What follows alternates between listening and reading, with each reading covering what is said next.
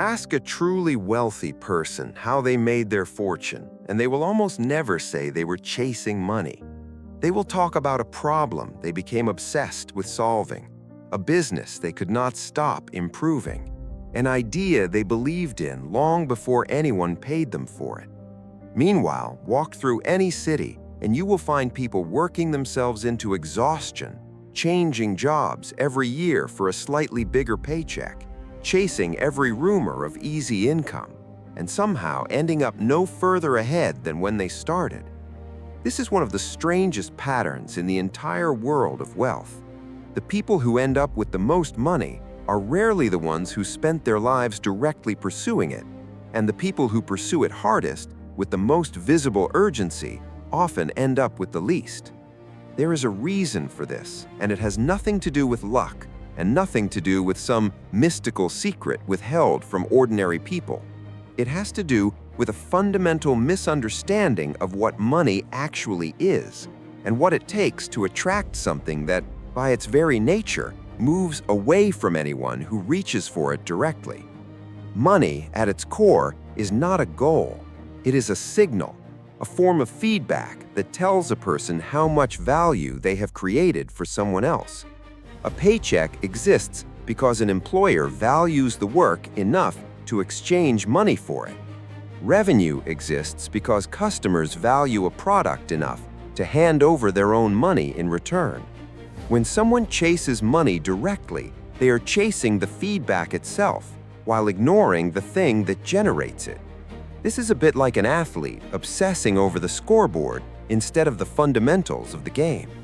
The scoreboard only moves because of what happens on the field. Wealthy people, almost without exception, orient themselves toward the field, toward the actual creation of value, the solving of a real problem, the building of something useful, and they treat the money that follows as confirmation rather than the target itself. This single shift in orientation changes everything downstream, because a person focused on value creation keeps improving the thing that generates income, while a person focused purely on the income itself has nothing left to improve once the immediate transaction is complete. There is also a structural difference hiding beneath this psychological one, a difference between earning money through labor and earning money through ownership. A person chasing money in the traditional sense usually chases it through their own direct effort, trading hours or tasks for a wage, which places an absolute ceiling on how much can ever be earned, because there are only so many hours in a day, and only so much a single person's labor can be worth. Wealthy people, over time, shift their attention toward owning things rather than simply performing tasks: a share of a company, a piece of real estate, intellectual property, an automated system. These assets generate income independent of how many hours the owner personally works on any given day. This is not a moral distinction between honest labor and passive wealth. Labor built the foundation for nearly every fortune in history. The distinction is about direction. Chasing money means chasing the next paycheck. Building wealth means acquiring things that continue paying long after the initial effort that created them has ended, which is a fundamentally different game played by a fundamentally different set of rules. Urgency itself carries a hidden cost that rarely gets discussed, and it shows up most clearly at the negotiating table. A person desperate for money makes worse decisions than a person who does not need the money as badly, almost every single time.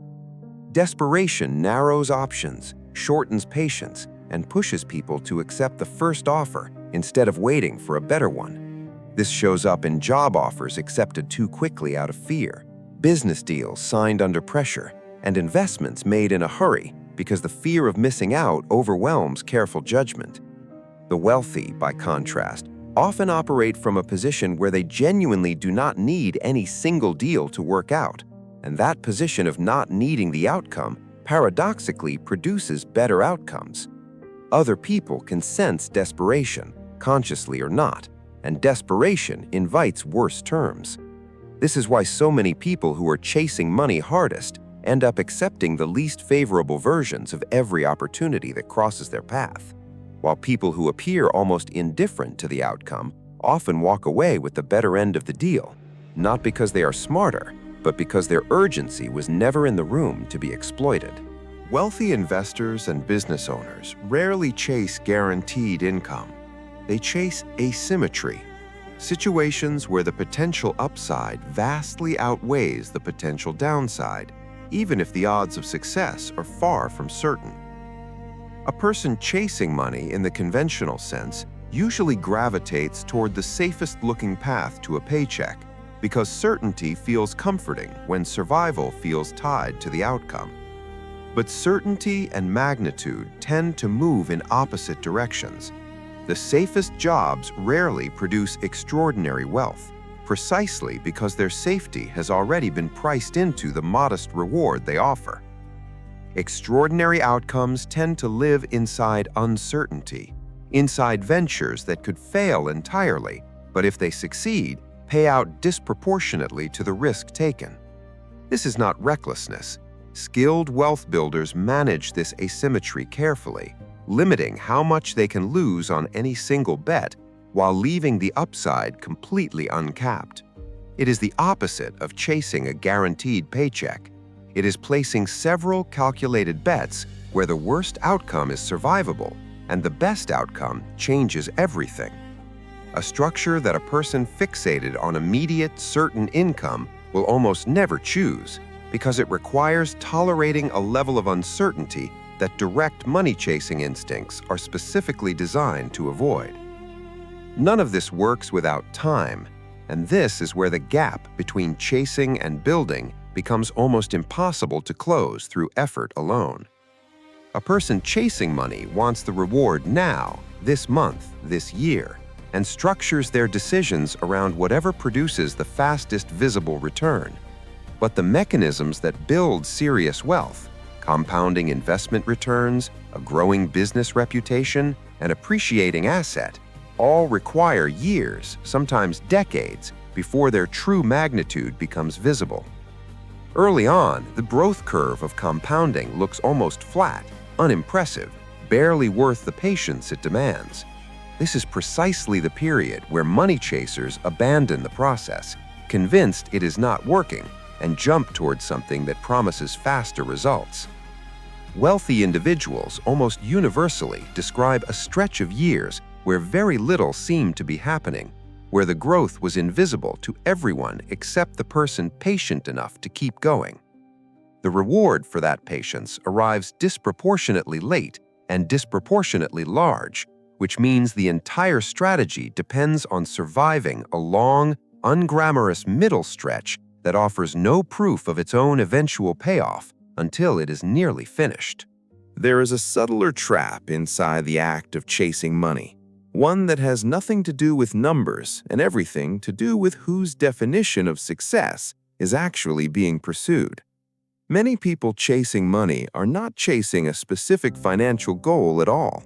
They're chasing a feeling of having enough to finally measure up against someone else, a neighbor, a former classmate, a sibling, a stranger on a screen. This kind of chasing has no finish line because the target keeps moving every time the comparison point changes. Wealthy people who build lasting fortunes tend to define success against their own internal scorecard rather than an external one borrowed from someone else's life. This distinction matters enormously because a race against another person's circumstances can never truly be won, while a race against one's own previous position can be won repeatedly every single year. Chasing money to satisfy comparison is chasing an illusion with no destination. Building wealth against a personal standard is chasing something concrete, measurable, and entirely within one's own control. Scarcity and abundance are not just feelings, they are visible signals that other people, consciously or not, respond to in every transaction. A person operating from scarcity, needing this sale, needing this client, needing this raise, radiates a kind of pressure that other people instinctively pick up on, and that pressure tends to lower the value others assign to whatever is being offered. A person operating from abundance genuinely willing to walk away, tends to be trusted with better terms, better partnerships, and better opportunities because they appear to have options rather than desperation.